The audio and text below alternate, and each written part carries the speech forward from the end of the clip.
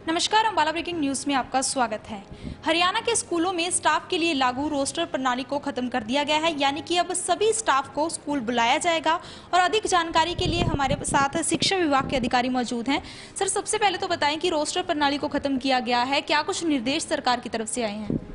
देखिए, 18 जून 2021 को माननीय मुख्य सचिव महोदय की तरफ से ये निर्देश आ गए हैं कि जैसे कि जो कोरोना के केसेस हैं वो स्टेट के अंदर धीरे धीरे कम हो रहे हैं, वैक्सीनेशन का जो कार्यक्रम है वो पूरी तेज़ी से चल रहा है। तो उस संदर्भ में जो है सरकार द्वारा ये निर्देश जारी किए गए हैं कि जो रोस्टर की सुविधा पहले मतलब कि जो एक प्रणाली चली हुई थी कि 50% स्टाफ आएगा, उसको बंद कर दिया गया है। जो हमारे दिव्यांग स्टाफ था उसको छूट थी कि वो नहीं आएंगे, यहाँ पर रोस्टर में भी वो इंक्लूड नहीं थे, तो वो भी छूट बंद कर दी गई है। जो हमारे पास फैमिली वे पे जो फीमेल टीचर्स थी, जो गर्भवती हमारी शिक्षिकाएं थी, मतलब कि उनकी भी जो छूट थी कि वो नहीं आएंगे रोस्टर में, तो वो भी अब आएंगे। यानी अब 100% स्टाफ ऑफिस में और स्कूलों में आ रहा है हमारे पास।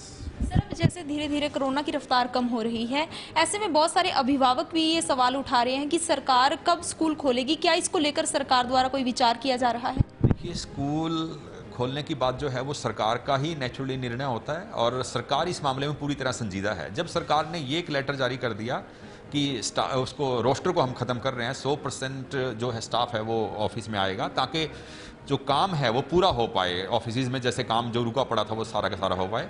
इसी तरह से पब्लिक को, जो अभिभावक हैं हमारे, उनको जो है ज़्यादा चिंतित होने की ज़रूरत नहीं है। सरकार को और हमारे विभाग को बहुत अच्छे से पता है, अधिकारियों को, और जैसे ही उनको लगेगा कि हमारे बच्चों के लिए अब सुरक्षित है स्कूलों को खोलना, तो स्कूल खोलने का निर्णय भी फिर होगा। दाखिले शुरू हो चुके हैं नए सेशन के स्कूल में। पिछले साल के मुकाबले इस बार के दाखिलों पर क्या असर पड़ा है? क्या कुछ दाखिले कम हुए हैं? देखिए, ऐसा है, दाखिले कम नहीं हुए हैं, ऐसा नहीं है। MIS पोर्टल जो हमारा होता है एक विभाग का, एक्चुअली उसके ऊपर डाटा अपलोड करने में, क्योंकि स्टाफ जो है वो 50% आता था, वो डाटा अपलोड नहीं हो पा रहा था पूरा, तो इसलिए ये लग रहा था कि जैसे कि एडमिशन बहुत कम हुआ है। जैसे कि मैं आपको अम्बाला का ही बताता हूँ, पिछले साल जो है हमारा डाटा था वो 77,000 का था, यानी 77,000 बच्चे हमारे पास स्कूलों के अंदर पढ़ते थे 31 मार्च तक।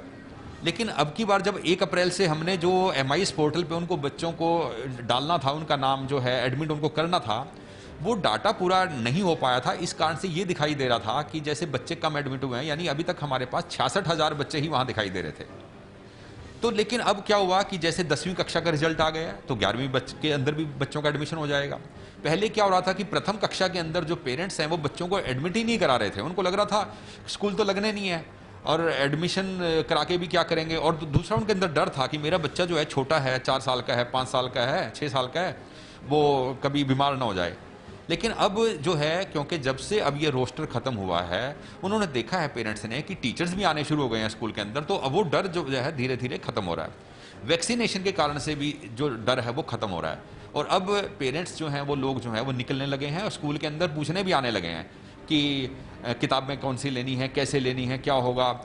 और इसी तरह से तो एडमिशन का जो प्रोसेस है वो बढ़ने लगा है, और अभी हमने एक हफ्ते में पिछले लगभग 7,000 एडमिशन और बढ़ाए हैं। यानी पिछले हफ्ते हमारे पास 66,000 जो बच्चे थे वो MIS पोर्टल पे थे, और आज की डेट में जो है वो 73,196, यानी 73,196 बच्चे अब वहाँ पर MIS पोर्टल पे आ गए हैं।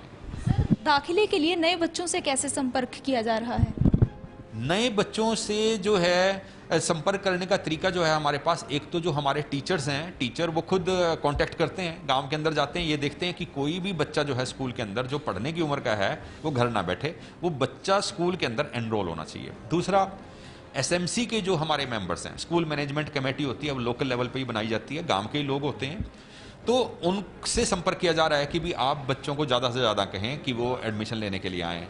तीसरा, ग्राम पंचायत के जो सदस्य हैं उनसे बात की जा रही है। चौथा, हमारे जो पुराने बच्चे हैं जो ऑलरेडी स्कूल में एडमिटेड हैं, उनका व्हाट्सएप ग्रुप्स बनाए गए हैं, उन बच्चों को भी हम मैसेज दे रहे हैं कि और भी जो बच्चे हैं उनको कहा जाए कि वो एडमिशन लें। तो इस तरह से एक आप कह सकते हैं कि 4 तरीके से जो है हम कोशिश कर रहे हैं कि बच्चे जो हैं वो हमारे पास एडमिशन लेने के लिए आएँ, और बच्चों को बताया जा रहा है, अभिभावकों को बताया जा रहा है कि सरकारी स्कूलों में क्या क्या सुविधाएं मिलती हैं, किस तरह की सुविधाएं जो हैं बच्चों को हम देते हैं, और अब तो ऑनलाइन एजुकेशन भी मिलती है। तो सर 15 जून से गर्मियों की छुट्टियां बच्चों की खत्म हुई, दोबारा किस तरह से ऑनलाइन स्टडी स्टार्ट हुई बच्चों की, क्या करवाया जा रहा है? हाँ, 15 जून से जैसे ही हमारी छुट्टियां खत्म हुई हैं, यहाँ पर जो है हमने आपको मैं बताऊं 11 जून को ही हमने मीटिंग ले ली थी। डीओ साहब भी थे, मैं भी था, और सारे खंड शिक्षा अधिकारी थे। खंड शिक्षा अधिकारियों को बिल्कुल बाकायदा ये बता दिया गया था कि कल अब आने वाली जो भी 16 जून है, 16 जून से हमारी ऑनलाइन एजुकेशन वैसे ही चलेगी जैसे पहले चलती थी।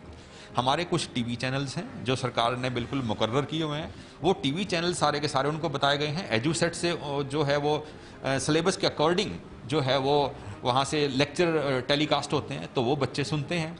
और उसके बाद यदि उनकी कोई प्रॉब्लम होती है, हमारे जो टीचर्स हैं, मैंने जैसे आपको बताया कि व्हाट्सएप ग्रुप बना दिए गए हैं, और व्हाट्सएप ग्रुप के ऊपर बच्चों को शिक्षा दी जाती है। टीचर जो है यदि उनको कोई प्रॉब्लम आती है तो वो गाइड करते हैं।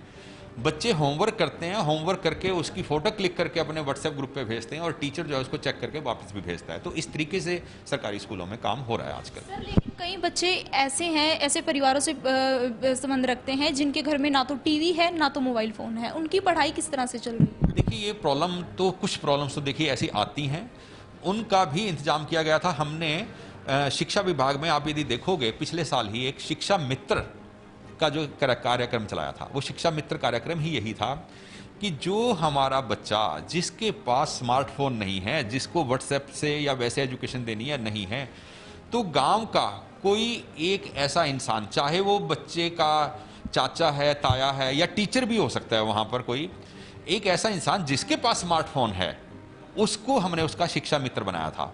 और उसको रिक्वेस्ट की थी कि इतने टाइम के लिए हमारे बच्चों के जो है मैसेज आएंगे या कुछ यूट्यूब पे हम वीडियो भेजेंगे कि वो बच्चों को दिखाए जा सकें। तो वो शिक्षा मित्र हमने बनाए थे, और लगभग जिन बच्चों के पास हमारे पास ये स्मार्टफोन नहीं था, हमने उनको ये फैसिलिटी जो है मुहैया करा दी थी, और इस कारण से पढ़ाई जो है वो पिछले साल भी रुकी नहीं थी।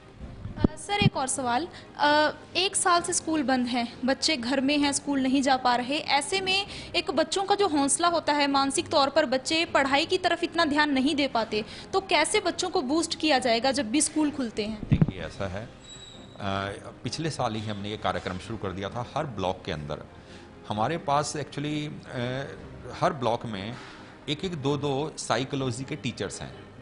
तो हमने, और कुछ और भी टीचर हैं अन्य सब्जेक्ट के हैं, लेकिन वो बहुत अच्छे से साइकोलॉजिकली बच्चों को डील कर सकते हैं।